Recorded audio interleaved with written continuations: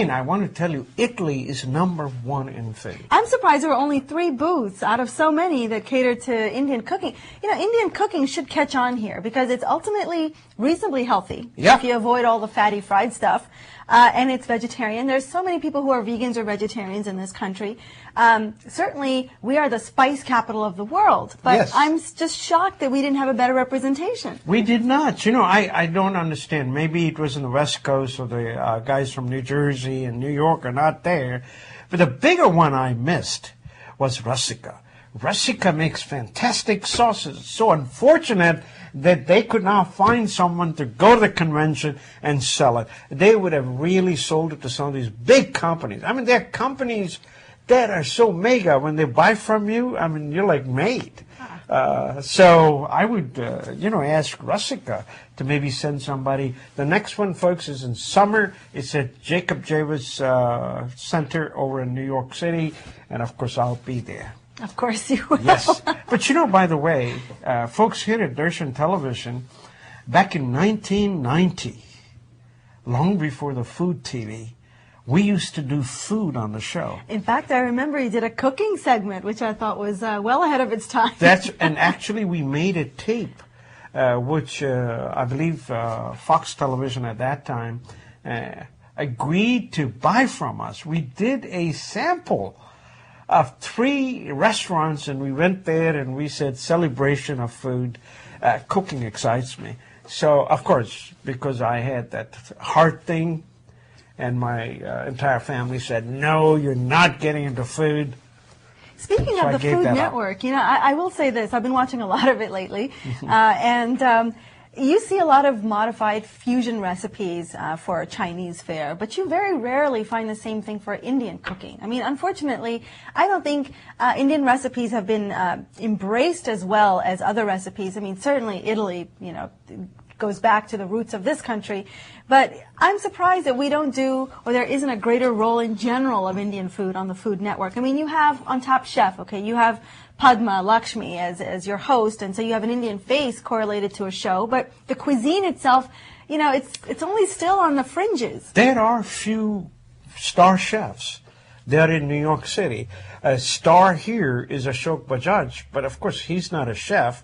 But though I really think that his next step should be television, because he's got 7 restaurants. How many more does he want to open? You know, just go big way. Let the world taste Russica food everywhere. Folks, I thought I would share a story that really struck me. It's from the LA Times, and it's about some of the challenges that retailers can have trying to reach out to different ethnic groups.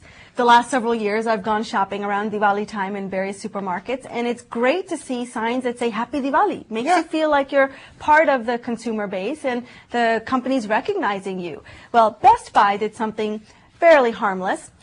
In their circular in Detroit, Michigan, they put Happy Eid to all of the community, especially to the Islamic community that lives in Detroit, seeming like it was a nice thing to do to acknowledge them.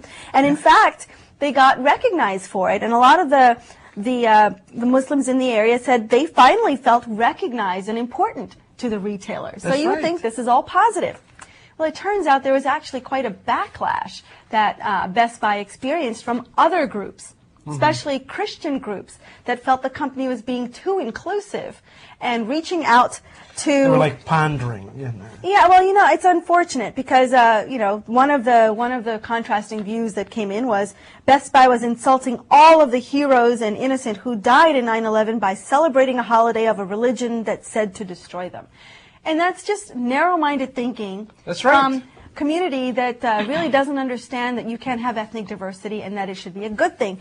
And Best Buy is not the only retailer, although it was the first one to reach out specifically to the Islamic community, which makes it interesting. But, you know, Gap, of course, you know, you've seen the Gap ads on TV, but they got in trouble last year during the holiday season by angering a conservative Christian group because of their holiday line, which was Go Christmas, Go Hanukkah, Go Kwanzaa, Go Solstice.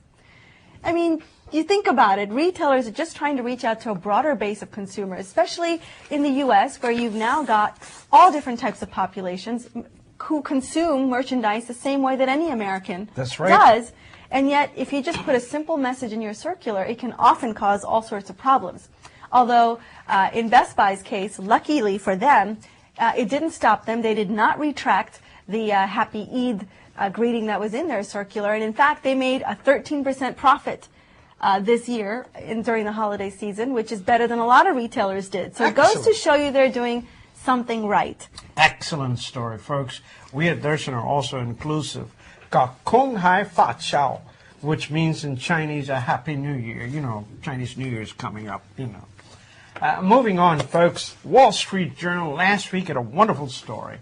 I know Sanjay Goel, interviewed him here. You probably know him. Infinite Computer Solutions, Inc. He started here, his company, and then went to India. He had a huge operation over there. He's gone IPO.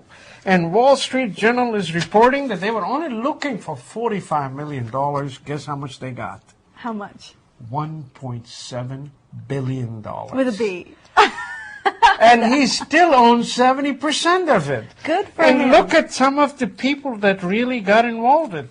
T. Rowe Price International, Cawson Fund India, Lloyd George Investment Management in Bermuda, Goldman Sachs, Reliance, Morgan Stanley, T. Rowe.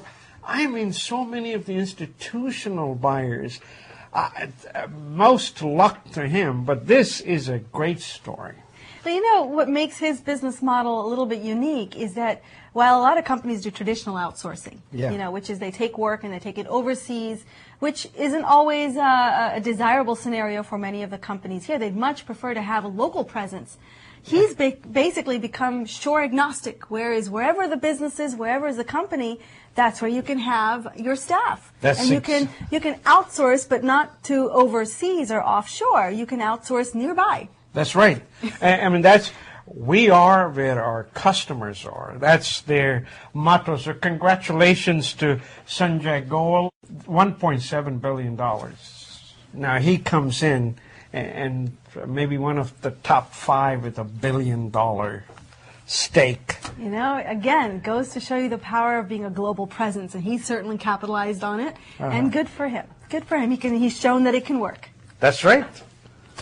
Well, folks, moving on to a business model that might raise a few eyebrows, there is a site called beautifulpeople.com that does a lot of what other sites do, such as eHarmony or chemistry. You know, there's so many of these flavors of sites now, each of them promising to find you, Match.com, finding your mate. But beautifulpeople.com, as you might imagine, is a site that caters to beautiful people. If you're looking for someone to be with who's beautiful, this is the site for you. During the holidays, however, they dropped over 5,000 of its members who appeared in photos to have gained weight